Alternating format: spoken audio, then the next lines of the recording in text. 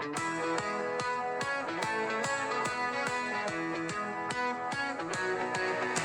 the hills of Wales, where the wild winds blow, live the crazy Celts from long ago.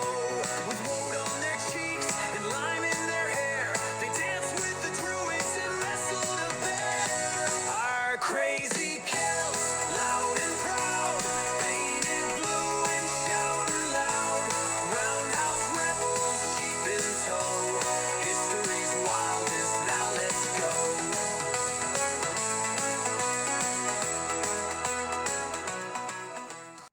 Okay, today we're stepping away from the screens and heading back, way back, into the, well, really fierce, fascinating world of the ancient Celts. Yeah, that's right. Our mission today basically is to give you a solid, kind of quick grounding in who these people were living over 2,000 years ago. We're pulling together what the sources say about Celtic identity, their amazing oral culture. Oh, yeah, including that poet training?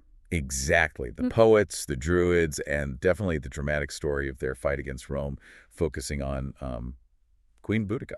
And just to give you a taste of how different their world was, think about this. Becoming a top poet, a bard, wasn't about writing things down. It meant like 12 years or more of intense training. And part of that training, apparently you had to lie flat on your back, concentrate with a heavy stone plopped in your stomach and a bag over your head. It sounds bizarre, doesn't it? But that single image tells you so much. It shows a society absolutely built on memory, on dedicated physical learning. Yeah. Totally different from, say, the Roman world with all its texts and scrolls. Okay, so let's start unpacking. Who exactly were the Celts? It sounds like the name itself is a bit tricky, not one single nation. Yeah, that's key. It's not like France or Germany today. We're talking about loads of different tribes spread all across Europe, starting maybe, over 2,000 years ago. So like the Gauls in France. Exactly. The Gauls there. The Britons over in, Britain, Ireland, Scotland. Related groups, culturally, linguistically, but not one empire. And they spoke Brythonic, which you mentioned eventually turned into Welsh. That's the line, yeah. So there's a direct linguistic link from those ancient tribes right through to modern Welsh speakers today. It's quite amazing, really. And the sources describe them as, what was it? Fierce farming, storytelling tribe. Pretty much sums it up. And Yeah. with a reputation for maybe painting themselves blue and scaring the disciplined Roman legions. Right, and central figures in their society were the Druids. I love this description. Ancient professors crossed with wizards, crossed with tree huggers. Huh.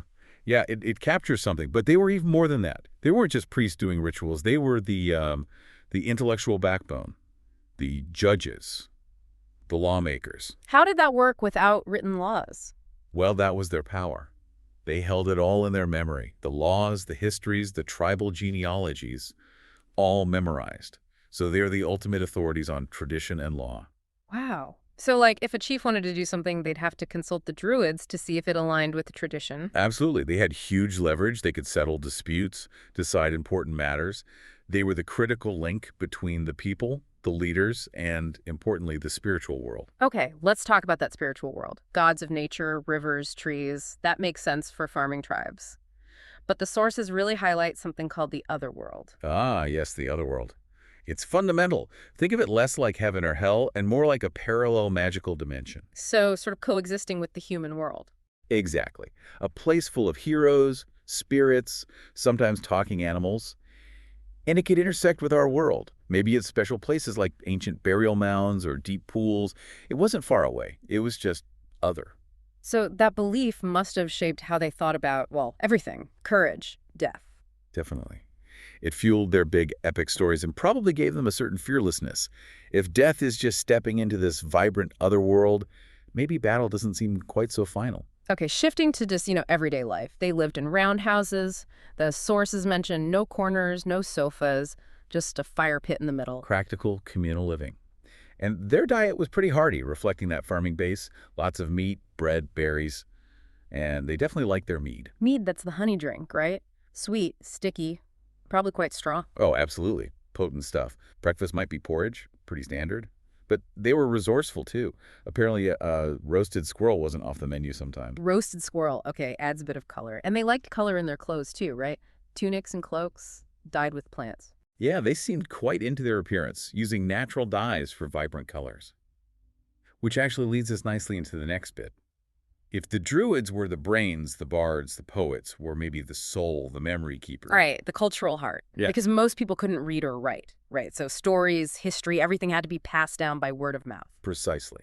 And poetry was the key technology for that. Cool. Think about it, meter, rhyme, rhythm. They all act as mnemonic devices, helping you remember huge amounts of information accurately. We're talking epic tales, genealogies, maybe even those giant eats village stories you mentioned, all perfectly memorized. How on earth did they teach that? Well, not in a classroom as we know it. It was intense one-on-one apprenticeship, learning by doing under a master poet. And yeah, it took forever. 12 years, maybe more, to learn all the poems, the history, the language nuances. 12 years. That's longer than getting a PhD these days, almost. And that bizarre training method, the stone on the belly, the bag on the head, what was that actually for? Total concentration, sensory deprivation, essentially. Lying down, weighted, in the dark. It forced the mind inward, cutting out all distractions. It was about training the brain to access this vast library of memorized knowledge instantly, flawlessly. It sounds incredibly demanding, almost like training for some kind of mental Olympics. What was the motivation? Just the honor? Honor, definitely. High status. But also, cold, hard cash, or the equivalent. The sources suggest a fully qualified master poet was well rewarded. It shows how much they valued keeping their culture alive through memory. And these poems weren't short, were they? Some could go on for hours. Oh yeah, 3 hours isn't out of the question for some of the big epics. Imagine reciting that perfectly from memory. The mental stamina is just incredible. Okay, so you have this society that values memory, flair, intensity. Oh. How did that translate when they ran up against the very organized, very different Roman Empire? Well, it translated into quite a spectacle on the battlefield. Before they even started fighting, they focused on looking, well, intimidating and maybe fabulous. This is the blue paint? Whoa! That's the famous one, yeah. Painting themselves blue, partly to scare the enemy, maybe partly ritualistic, partly just decoration. And the hair, using lime, like chalky stuff to make it stand up in spikes? Yeah, bright, stiff spikes. Yeah. Like ancient punk rockers, honestly. Yeah. It was all about the visual shock, the psychological edge. And some took it even further. The sources mention warriors fighting completely naked. Full birthday suit, as they say. Yes. Imagine facing a charge of blue-painted, lime-haired warriors screaming, some of them completely naked. It must have been terrifying for the Roman soldiers, used to disciplined ranks. Even with all that ferocity, though, the Romans were, well, the Romans. Often the Celts had to retreat, right? Especially in places like Wales, heading for the hills to keep their culture going. That often happened, yes. A strategic retreat to preserve language and traditions in more remote areas. But the biggest, most explosive challenge to Roman rule came from one person. Boudica. Right, Queen Boudica. Okay, set the scene. Her husband was a king, an ally of Rome initially. Sort of. Prasutagus, king of the Iceni tribe, he tried to play politics.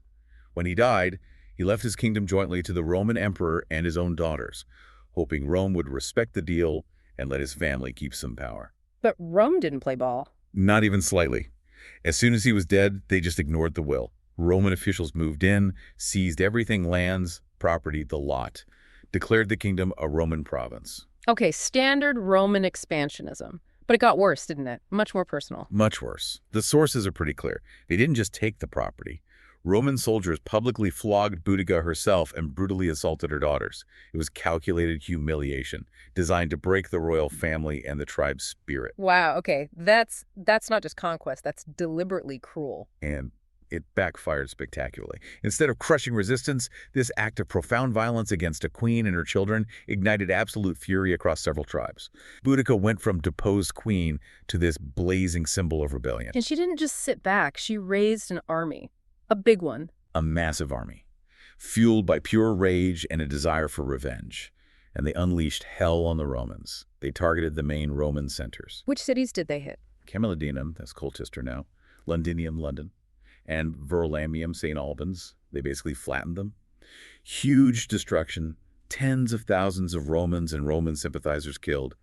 It was a genuine crisis for Roman Britain. It sounds like she nearly kicked them out completely. What went wrong for her army in the end? Roman military discipline, basically.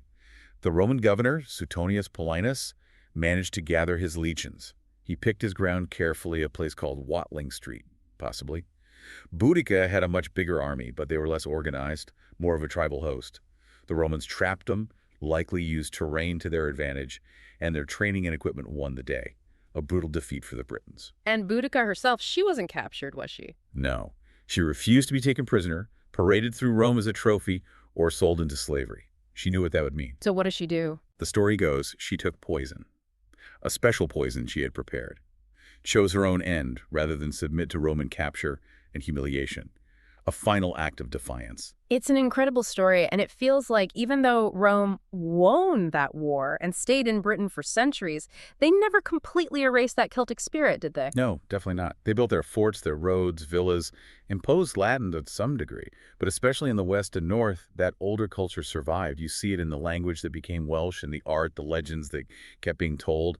That sense of wild Welsh wonder, as one source put it, definitely persisted. Looking back at everything, what really jumps out is that contrast, this deep, intense intellectual culture, the Druids, the bards with their incredible memory feats side by side with this really flamboyant, fierce warrior culture, the woad, the spiky hair. It's a fascinating mix, isn't it? A deep respect for mastery, whether it was mastering thousands of lines of poetry or mastering the art of the terrifying battle charge. And that image of the poet training that's sticking with me, the stone, the bag. The sheer dedication. So maybe that's the thought to leave everyone with today. You know now about this incredible 12-year commitment just to memorize culture, history, law. Lying on the floor with a rock on your stomach. Right. So thinking about your life today, with information everywhere, what knowledge, what practical skill would you actually commit a decade to mastering? I mean, really commit, dedicate yourself to it, even if it felt as weird as that poetic training must have. Yeah, what's worth that kind of deep, focused, maybe even slightly uncomfortable dedication today? Something to think about. Definitely something to mull over. Until next time. We'll see you for the next deep dive.